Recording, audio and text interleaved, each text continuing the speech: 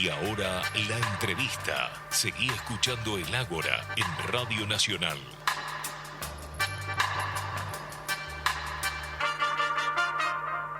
En varias ocasiones en este programa hemos conversado sobre que en nuestra ciudad está en curso un juicio por delitos de lesa humanidad contra imputados de pertenecer a la patota parapolicial de la AAA acá en Bahía Blanca.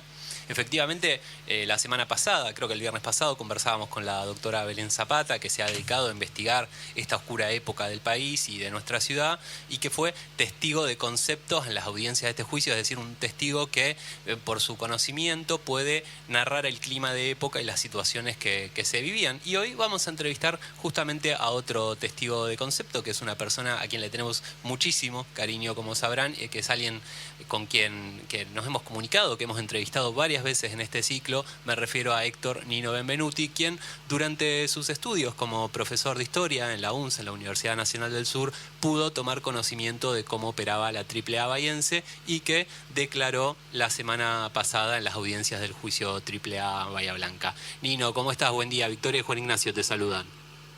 ¿Qué tal, Juani? ¿Qué tal, Vicky? Buen día. Bien, muy bien acá. Nino, ¿cómo fue esta experiencia? ¿Qué se siente después de tantos años poder participar de un juicio que se juzgan delitos tan graves, delitos de lesa humanidad, imprescriptibles? ¿Qué sentiste al declarar? Bueno, una gran responsabilidad porque pasaron 45 años, lamentablemente. Y bueno, yo en ese momento, año 75, era estudiante de la carrera de licenciatura en Historia, cursábamos, soy uno de los tantos estudiantes que vio y escuchó este tipo de cosas. Lo que pasa es que durante mucho tiempo hubo muchísimo temor al respecto, aún incluso en periodos democráticos. Claro. Y bueno, me parece auspicioso que finalmente, aunque hayan pasado 45 años, se puedan enjuiciar a presuntos responsables de los delitos que cometió la llamada AAA en Bahía Blanca, ¿no? Se van quizás a juzgar los autores materiales. El problema siempre, y esto es una discusión filosófica, histórica, etcétera, el problema el autor intelectual. ¿Cómo juzgar a los autores intelectuales, ¿no? Sí. Yo recuerdo perfectamente, y lo declaré ante el tribunal, recuerdo perfectamente que siendo estudiante, en ese momento yo tenía 22 años, era joven, yo tenía amigos y conocidos que eran militantes de las organizaciones políticas juveniles y estudiantiles dentro de la Universidad Nacional del Sur, sobre todo vinculados a la juventud universitaria peronista. Yo recuerdo perfectamente que en aquella época los paredones, las paredes de la ciudad de Bahía Blanca, con grandes pintadas. La AAA en Bahía son la Nueva Provincia, Ponce y la Marina. ¿Lo declaraste eso el viernes? Sí, eso lo dije, era público y notorio. ¿Quién pintaba eso, Nino? ¿Sabes? Los militantes de las organizaciones estudiantiles. Había pintadas callejeras, bueno, en ese momento muchas, ¿no? Pero básicamente eso, y eso era vox populi, por lo menos dentro del digamos, de la comunidad educativa estudiantil. Nosotros como estudiantes charlábamos con algunos profesores que sufrían acoso, algunos docentes y algunos docentes tuvieron que renunciar a la universidad, otros alumnos tuvieron que irse de Bahía Blanca y dejar sus estudios. Bueno, era un clima de época, estoy hablando del año 75, sí. 1975, y sobre todo a posteriori o precisamente a raíz del asesinato de David Cireruelo, alias Guatu, sí, por parte de Argibay, uno de los guardaespaldas de Remustetu, que era el rector. Uh-huh. Bueno, nosotros estábamos en lo que es ahora el playón de estacionamiento de Alem 1253, y teníamos que inscribirnos en las materias manualmente para iniciar el cursado del primer cuatrimestre de ese año. Cuando escuchamos los disparos, bueno, alguno de los compañeros o compañeras dijo, le tiraron al guato, mataron al guato, bueno, fue un día nefasto. Creo que Guatu murió en la ambulancia camino al hospital, ¿no? O dentro del hospital, no recuerdo. Los más amigos de Guatu que declararon en el juicio saben con más precisión que yo esto, pero bueno, eso fue impactante para todos nosotros, ¿no? Nino, ¿cómo estás? Victoria, te saluda. ¿Qué tal, Vicky? Bien, yo te quería consultar, más allá del accionar que la patota de la AAA tenía en la universidad, tanto la del sur como la tecnológica, y también en la detención de distintas personas en la calle, de las cuestiones de los trabajadores y trabajadoras. Vos creo que en un tramo de tu declaración contaste también cómo ellos alardeaban de su accionar, ¿puede ser? Sí. No me refiero específicamente a las personas imputadas, ¿sí? Claro. Eran varios. La famosa patota estaba integrada por varias personas. No eran los únicos. Lo que pasa es que, bueno, uno no es abogado, no soy abogado, no puedo decir con precisión, con tecnicismo, digamos, cómo es eso, pero nosotros veíamos gente armada dentro de la universidad, y gente que fuera de la universidad, en lugares nocturnos, básicamente, lo declaré en el juicio, en los cabarets de Bahía Blanca, hacían alarde de que estaban armados, como diciendo, cuídate de nosotros, pibe, porque en cualquier momento sos boleta, aunque vos no tengas nada que ver con la... si yo en ese momento no era militante, tenía amigos militantes, tenía conocidos militantes, pero no era un militante. Ahora, como joven de aquella época, concurríamos a ciertos lugares nocturnos donde estos muchachos hacían alarde de su condición de hombres armados y se creían omnipotentes e impunes. Esa era la sensación que nosotros teníamos.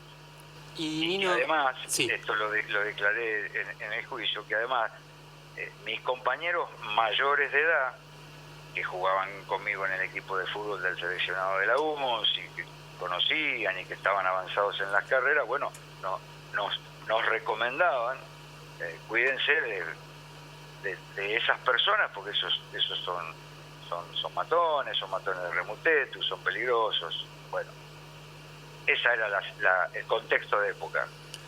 Y luego con esta gente que conocías de vista, que quizás sabías el nombre, pero que sabías que participaban de esta patota, ¿qué pasó durante la dictadura, en democracia? ¿Les seguiste el rastro? ¿Se siguió hablando de ellos? ¿Qué fue de sus vidas? Durante la dictadura no los he visto por la calle y en otros lugares a esta gente. Sí. Pero evidentemente no hubo, durante la dictadura fue una época de represión, no vamos a mencionar estos hechos por todos conocidos, pero durante la dictadura a estas personas no les pasó absolutamente nada. Más bien creo, esto es una suposición y una conjetura, que seguían teniendo contacto con la policía, con los sectores vinculados a los servicios de inteligencia. Me parece que por ahí iba la cosa. Claro. Remutetu, rector, que fue profesor mío de sociología en plena dictadura, no recuerdo si en el año 77 o el 78, también lo declaré en el juicio, era un fascista formado, era un fascista de verdad, ideológicamente formado, era un cuadro político de la derecha. Por algo lo pusieron como rector en ese momento, ¿no? Y por algo después, durante la intervención del rector, interventor, capitán de navío de apellido González, Remutetu iba al despacho del rector. ¿Qué le decía, que iban a hablar de mujeres y de fútbol? No creo, ¿no? Lo digo sarcásticamente como para que se entienda. Claro. Y también durante estas audiencias se ha señalado a Ponce como un poco como el líder o desde el referente político que más o menos ordenaba esta patota. ¿Qué pasó con ese poncismo que había acá en Bahía Blanca, con ese peronismo que lo apoyaba después en la dictadura y en democracia? ¿Se fue diluyendo? ¿Qué pasó con eso? Se reciclaron. obviamente se reciclaron. Bueno, en ese momento Ponce tenía mucho poder. Sí. Recordemos que además de haber sido secretario general de la CGT regional de Bahía Blanca, llegó a ser diputado nacional, y bueno, los sectores ligados a Rodolfo Ponce, que eran de la derecha de nuestro movimiento, sí, eran de la derecha peronista, básicamente. Uh-huh.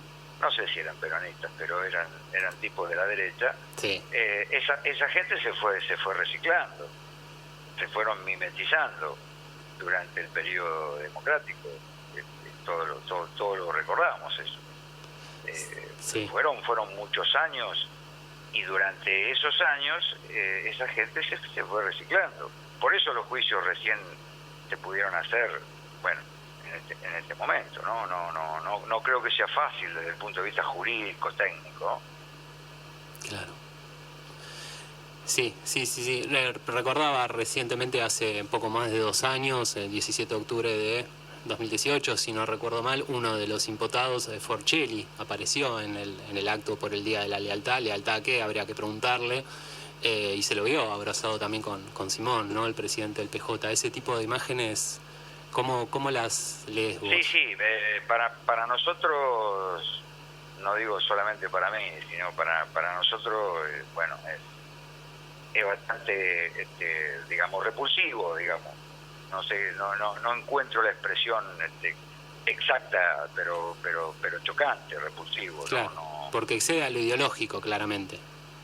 Eso excede a lo ideológico político, sí, eso excede a lo ideológico político. Y tampoco hay ninguna unidad que justifique abrazar a alguien que está imputado por delitos de lesa humanidad, ¿no? Yo creo que no, yo creo que no, que cada cual, somos personas adultas, que cada cual se haga cargo de ese tipo de cosas, ¿no? Yo creo que no, porque una cosa es dialogar, entender al otro, sí, entender que otra persona puede tener otros principios, otros valores que ideológicamente no compartimos, pero de ahí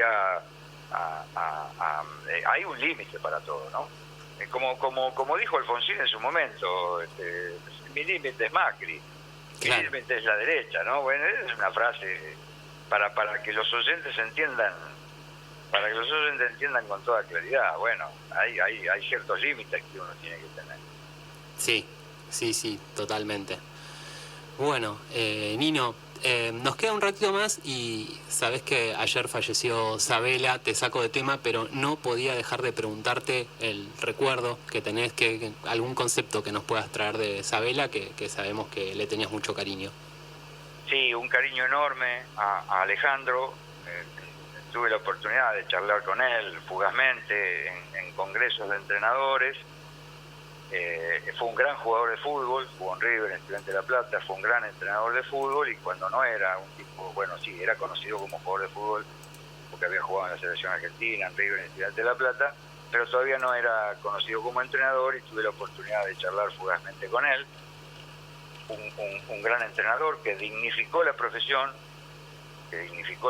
un gran trabajador como entrenador de fútbol, como jefe del cuerpo técnico del seleccionado mayor, y que después de su retiro, pues él tenía problemas cardíacos. Ajá. Entonces no podía seguir trabajando, porque siguió trabajando en fútbol, pero bueno, sus médicos le recomendaron que no siga trabajando, porque a cierta edad eso provoca estrés. Claro. Bueno, falleció por problemas cardíacos. Abrazo eterno para Alejandro Sabela, una gran persona, insisto, un gran jugador, un gran entrenador y mejor persona. Por lo menos se notaba. Recuerdo como para cerrar, cuando sí, el equipo que conducía Sabela salió subcampeón y fue recibido en la Casa Rosada por Cristina, y habló Cristina felicitando a los jugadores y al cuerpo técnico, y Sabela dijo: es difícil hablar de usted, después de usted, presidenta, es muy difícil hablar después de usted. Eso, bueno, y pronunció un discurso breve pero concreto, elogioso para lo que es el fútbol, no solamente como deporte y como juego, sino como fenómeno popular. Bueno, así que una pérdida enorme la de Alejandro Saavedra. Bien. Nino, nos hemos quedado sin tiempo, pero también aprovechando que este es nuestro antepenúltimo programa de este ciclo, te queremos agradecer por tus constantes intervenciones. Ha estado siempre a disponibilidad para que te llamemos, para que te consultemos, para hablar de peronismo, historia local, de fútbol, todo. Así que nada, muchísimas gracias y te mandamos...